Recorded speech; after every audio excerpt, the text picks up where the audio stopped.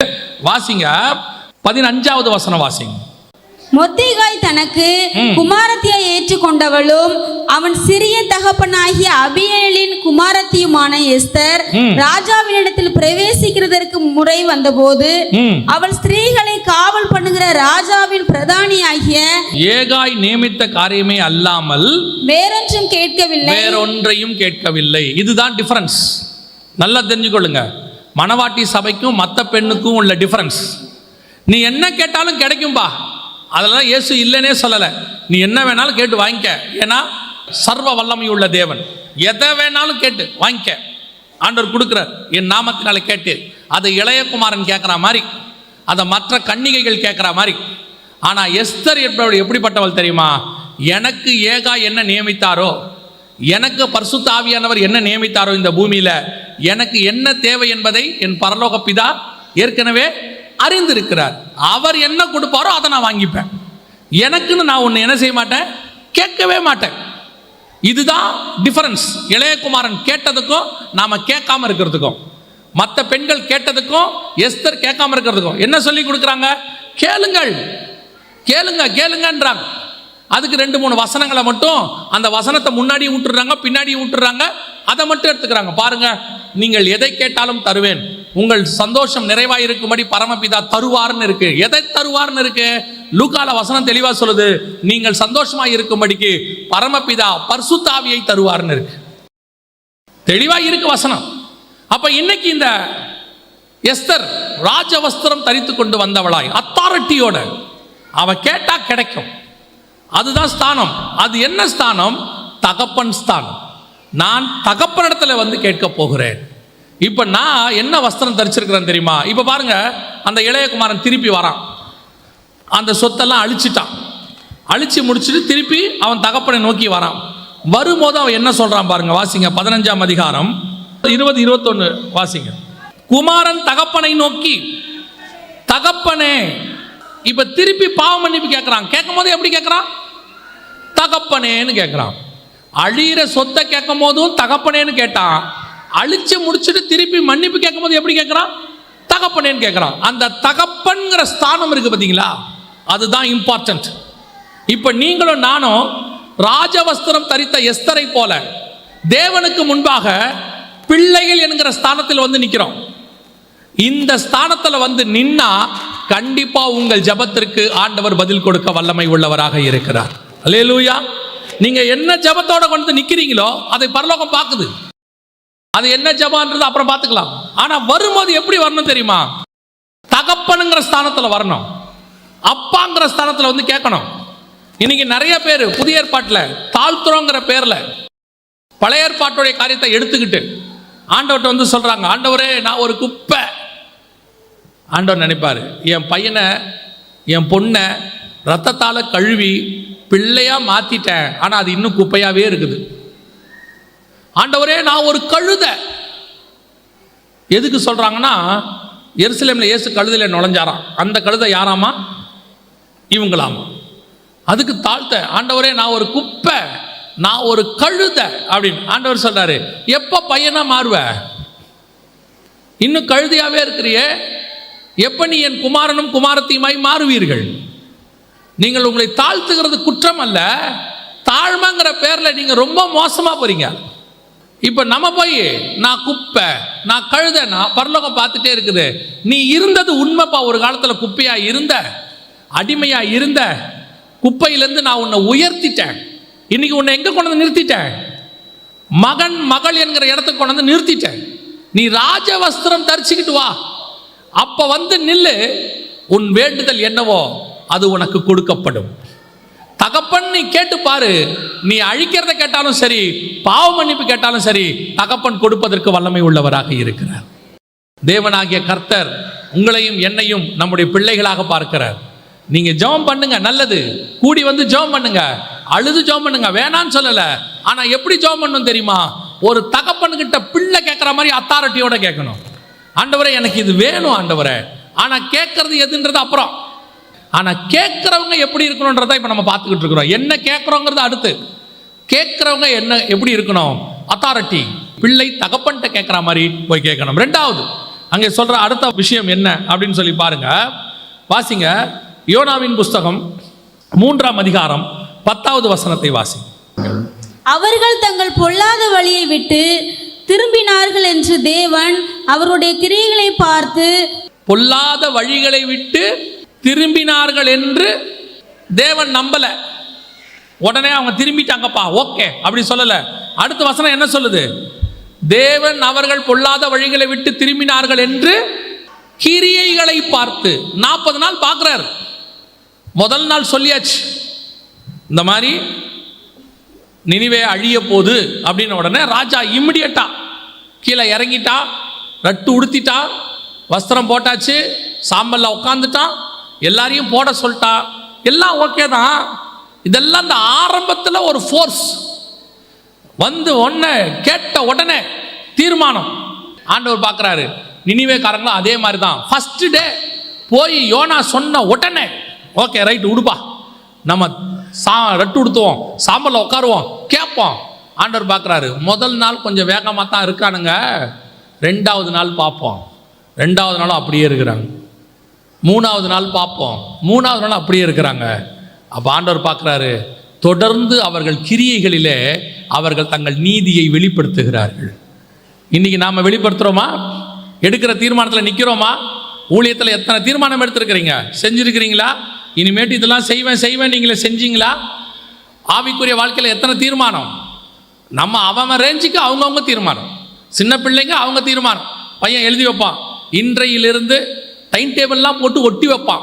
முதல் மேக்ஸ் படிப்பேன், 2வது சயின்ஸ் படிப்பேன், எல்லாம் போட்டிருப்பான். அதுக்கப்புறம் அதை பார்க்கவே மாட்டான் அவன். அவ்வளோதான், பீரோல எழுதி ஒட்டியிருப்பான். சில பசங்கள்லாம் பார்த்தா என்ன படிக்க போகிறேன், இன்னும் சிலர் பண்ணியிருப்பான், இந்த வருடம் 400 மார்க் எடுப்பேன்னு. 200 சொச்சம் தான் வந்திருக்கும். என்னடா ஆச்சு? எழுதுனதோட சரி. இன்னைக்கு கிரியை இல்லாத விசுவாசம். ஆண்டவர் பார்க்குறாரு, நீ எழுதுனதெல்லாம் சரி, ஒட்டினதெல்லாம் சரி, ரட்டு உடுத்துனது சரி, சாம்பல்ல உட்கார்ந்ததும் சரி, ஆனால் இது தொடருகிறதா? இந்த ஆவிக்குரிய உன்னுடைய பழக்கம் தொடருகிறதா? எங்கள் அம்மா ஒரு பழமொழி சொல்லுவாங்க. எங்கள் அம்மா நிறைய பழமொழி சொல்லுவாங்க. அதில் ஒரு பழமொழி சொல்லுவாங்க, இந்த புது தொடப்பம் நல்லா தாண்டா பெருக்கும்பாங்க. இந்த தொடப்பம் புதுசாக இருந்துச்சுன்னா என்ன செய்யுமா? முதல்ல கொஞ்சம் நல்லா பெருக்குமா, போக போக தொடப்பம் என்ன ஆகுமா?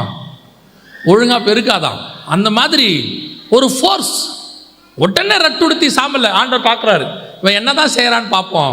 அப்புறம் வசனம் சொல்லுது, அவர்கள் கிரியைகளை பார்த்து அவர் மனஸ்தாபப்பட்டு. உண்மையிலே இவன் ஃபாஸ்டிங் இருக்காண்டா, உண்மையிலே இவன் ஜெபம் பண்றான்டா, உண்மையிலே தண்ணி குடிக்காம இருக்காண்டா. ஆண்டவர் கிரியையை பார்க்கிறாரு, உண்மையிலே உபாசம் இருக்கிறானா? நினிவே ஜனங்களை பார்க்கிறார். இரவும் பகலும் 40 நாள் புசியாமலும் குடியாமலும். அவன் சொல்லிட்டான், மிருகம் கூட குடிக்க கூடாதுன்ட்டான். அவன் வீட்டில் இருக்கிற ஆடு மாடு கூட என்ன செய்யக்கூடாது, தண்ணி குடிக்கூடாது. ராஜா செத்து போவ, ராஜா செத்தா பரவாயில்லடா, தேவன் மனம் இருக்கிற வரைக்கும் நம்ம இந்த பிரேயரை நிறுத்தவே கூடாது. கர்த்தர் மனஸ்தாபப்பட்டு அவனுக்கு பதில் கொடுத்தார். இன்னைக்கு இதுதான் கர்த்தர் எதிர்பார்க்கிற ஜெபம். ஆனால் உங்களுக்கும் எனக்கும் இப்போ அதல்ல. ரட்டுடுத்தி சாம்பல்ல உட்காந்து ஆண்டவர்கிட்ட கதற அது இல்லை. இப்போ மாற்றிட்டார். என்ன தெரியுமா? இப்போ ராஜா அங்கே உட்காந்து ரட்டுடுத்தி சாம்பல்ல உட்கார்ற வேலைலாம் இல்லை. இப்போ வசனம் சொல்லுது, அவர் மனஸ்தாபப்படலை, வேற ஒன்று இருக்குது இப்போ நமக்கு அதை விட மேலானது. வாசிங்க, முடிக்கலாம், வாசிங்க. எஸ்தரின் புஸ்தகம் 5ஆம் அதிகாரம் 2ஆம் வசனம் வாசிங்க. எஸ்தர் 5:2 வாசிங்க. ராஜா ராஜஸ்திரியாக எஸ்தர் முற்றத்தில் இருக்கிறதை கண்டபோது அவளுக்கு அவன் கண்களில் தயை கிடைத்தது. இப்போ என்ன கிடைச்சிருச்சு? இப்போ அவன் மனஸ்தாபப்படலை. ஐயோ, எஸ்தர் நைட்டில் வந்து நிற்கிறாங்களே, ஃபாஸ்டிங்கில் இருக்கிறாங்களே. 3 நாள் எஸ்தர் ஃபாஸ்டிங். அதுக்கு முதன வசனம் பார்த்தீங்கன்னா 16வது வசனத்தில், நீர் போய் சூசானில் குடியிருக்கிற யூதரையெல்லாம் கூடி வர செய்து 3 நாள் அல்லும் பகலும் புசியாமலும் குடியாமலும் எனக்காக உபவாசம் பண்ணுங்கள், நானும் என் தாதிமாரும் உபவாசம் பண்ணுவோம். அவ பார்த்துக்குங்க, அந்த அம்மா 3 நாள் என்ன பண்ணிருக்கு? உண்மையாகவே சாப்பிடாம இருந்திருக்கு, குடிக்காம இருந்திருக்கு, தண்ணி குடிக்காம இருந்திருக்கு. உங்களுக்கு தெரியுமா? 3 நாள் சாப்பிடாட்டி தண்ணி குடிக்காட்டி ஆள் எப்படி இருக்கும் பார்க்கறதுக்கு? ராஜ வஸ்திரம் தரிச்சிட்டு போய் நிற்கிறா. இப்போ ராஜா மனஸ்தாபப்படல, ஐயோ பாவம் எஸ்தர் 3 நாள் சாப்பிடாம இருக்கிறாளே, தண்ணி குடிக்காம இருக்கிறாள். ஒருவேளை தெரியாட்டி கூட முகத்தில் என்ன செஞ்சிடும்? நாமெல்லாம் யார் தெரியுமில்ல, உபவாசம் இருக்கிறோன்றத காட்டாம காட்டிடுவோம். ஆனால் இயேசுநாதர் என்ன சொல்றாருன்னா, நீ உபவாசம் இருக்கும் பொழுது நல்லா என்ன செய்ய, தலைக்கு எண்ணெய் வச்சு வாரி சும்மா பிரிஸ்கா போய் நில்லுங்கிறாரு. ஏன்னா நீ உபவாசம் இருக்கிறது யாருக்கு தெரியக்கூடாது. அதைத்தான் எஸ்தர் செய்கிறாங்க. ராஜவஸ்திரம் தரிச்சு நல்ல முகத்தெல்லாம் கழுவி நீட்டா போய் நிற்கிறாங்க. ராஜாவுக்கு இப்போ மனஸ்தாபம் இல்லை. ராஜாவுக்கு என்ன இல்லை?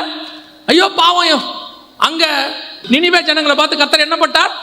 மனஸ்தாபப்பட்டார். ஐயோ சாப்பிடாம இருக்கிறான், தண்ணி குடிக்காம இருக்கான், மிருகம் கூட தண்ணி குடிக்காம இருக்கு, உண்மையிலே இருக்கிறானுங்கடா, 40 நாளா இருக்கிறான், அவன் கிரியைகளை பார்த்து மனஸ்தாபப்பட்டு. ஆனா இங்க அப்படி இல்லை. எஸ்தர் வந்து நிக்கிறாங்க, சபை நிக்குது, ராஜவஸ்திரம் தரிச்சு கிராண்டா நிக்குது. பார்க்கறதுக்கு எப்படி இருக்குது? கிராண்டா இருக்கு. அப்ப ராஜா பார்க்கிறாரு. இப்போ ராஜா மனஸ்தாபப்படவில்லை. ஆனா வசனம் சொல்லுது, ராஜா ராஜஸ்திரியாக எஸ்தர் முற்றத்தில் இருக்கிறதை கண்டபோது அவளுக்கு அவன் கண்களில் தயை கிடைத்தது. அதான் ரொம்ப இம்பார்ட்டன்ட். தயை கிடைத்தது அப்படின்னா என்ன அர்த்தம்? மனஸ்தாபப்படல. ஆனா ஒண்ணு, இவன் என் ராஜகுமாரத்தி, இவ வந்து நிக்கிறா, இவ கேட்டதை நான் தருவேன். ராஜாவின் கண்களில் எஸ்தருக்கு தயை கிடைக்குது. அதை தான் வசனம் சொல்லுது. நாம் ஆண்டவர்கிட்ட போய் நிற்கும் போது ஆண்டவர் நம்ம மேலே எப்படி இருக்கிறாரா? கிருபை உள்ளவராக இருக்கிறார். கிருபாசனத்துக்கிட்ட கிட்டி நெருங்கி சேரும்போது ஆண்டவர் பவுல் எழுதுறார் ரோமருக்கு, தைரியமா போங்க, கிருபாசனத்தில் என்ன செய்யுங்க? தைரியமாய் விண்ணப்பத்தை ஏறிடுங்க. ஏன் தெரியுமா? அங்கே தயை பாராட்டுகிறவர் ஒருத்தர் இருக்கிறார்.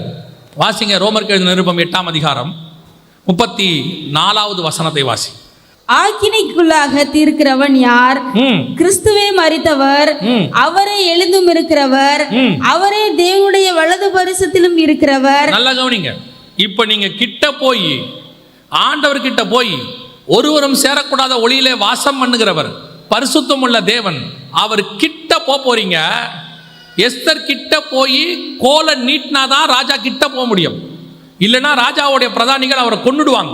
ஒரு டிஸ்டன்ஸ் வரைக்கும் தான் போக முடியும், அதுக்கு மேலே போக முடியாது. ஆனால் நமக்கு அப்படி அல்ல, கிட்ட போக முடியும். யாருக்கிட்ட? பிதாவாகிய தேவன் கிட்ட போக முடியும். ஏன் அப்படின்னு கேட்டீங்கன்னா, அங்கே ஒருத்தர் உட்கார்ந்து இருக்கிறார். வாசிங்க திருப்பியும். ஆக்கினைக்குள்ளாக தீர்க்கிறவன் யார்? கிறிஸ்துவே மரித்தவர், அவரே எழுந்தும் இருக்கிறவர், அவரே தேவனுடைய வலது பாரிசத்திலும் இருக்கிறவர். அங்க ஒருத்தர் உட்கார்ந்து இருக்கிறார். நீங்க போகும்போது அவரே வலது பாரசத்தில் உட்கார்ந்து இருக்கிறவர். அடுத்து நமக்காக வேண்டுதல் செய்கிறவரும் அவரே. நமக்காக வேண்டுதல் செய்கிறவரும். நீங்க கிட்ட போகும்போது அவர் சொல்வார், இந்த மாதிரி என்னுடைய ரத்தத்தால கழுவப்பட்ட உங்களுடைய பிள்ளை வந்திருக்குது, அவர் பாவத்தை பார்க்க மாட்டாத சுத்த கண்ணன், இது பாவம் செஞ்சுட்டு வந்து நிற்கிது, இது வேண்டுதலோட வந்து நிற்கிது, தேவையோட வந்து நிற்கிது. இவர்கிட்ட இது கிட்டையே வர முடியாது. ஆனால் அவர் சொல்றாரு, தைரியமா கிட்ட வா. ஏன் தெரியுமா? உன்னை அழிக்காதபடிக்கு அவர் பக்கத்தில் நான் உட்கார்ந்து உனக்காக வேண்டுதல் செஞ்சுக்கிட்டு இருக்கிறேன். அதுதான் கர்த்தருடைய கண்களில் தயை கிடைப்பதற்கு காரணம். அவரே வேண்டுதல் செய்கிறவர், அப்புறம் வலது பாரசத்தில் இருக்கிறவர், நமக்காக வேண்டுதல் செய்கிறவரும் அவரே. நல்லா கவனிங்க, அவரே நமக்காக வேண்டுதல் செய்கிறார். நம்ம போற ஜெப குறிப்பை அவர் வச்சுக்கிறார் கையில. நம்ம சொல்கிறோம், சில ஆஃபீஸுக்கு நீங்கள் போகும்போது பாருங்கள், உங்களையும் அந்த ஆஃபீஸருக்கு, தாசில்தாருக்கோ யாரோ ஒருத்தருக்கு வட்டாட்சியரோ அவருக்கு தெரியாது, அவருக்கு நம்மளை தெரியாது, இல்லை அவர் போஸ்டிங் நம்மளை பார்க்க முடியாது. ஆனால் நடுவில் ஒருத்தர் இருப்பார், பியூன்.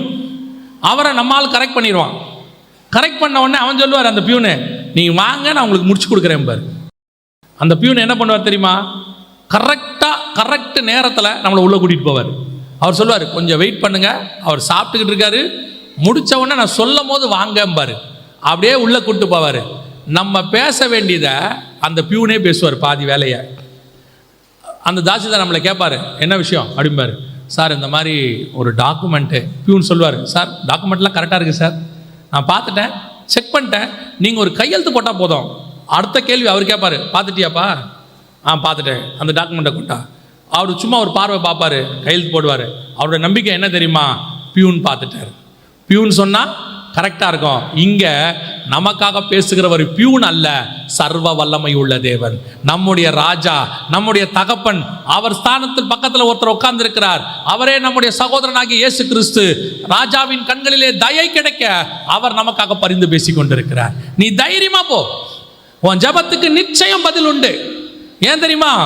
பதில் கொடுக்கிறவர் சர்வ வல்லமை உள்ள தேவன், ஆனா வாங்கி கொடுக்கிறவர் கிருபையும் இரக்கமும் நிறைந்தவர். அவர் நமக்கு பிதாவின் கண்களிலே தயை கிடைக்க பண்ணுகிறவர்.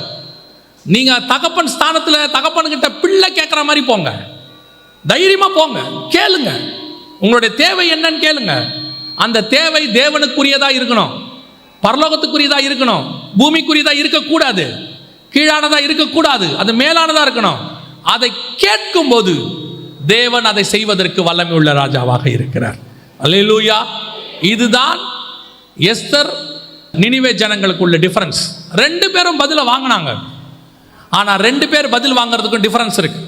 புறஜாதியார் பதில் வாங்குவதற்கும், அதாவது அடிமைகள் பதில் வாங்குவதற்கும், தேவ பிள்ளைகள் பதில் வாங்குவதற்கும் உள்ள வித்தியாசம்.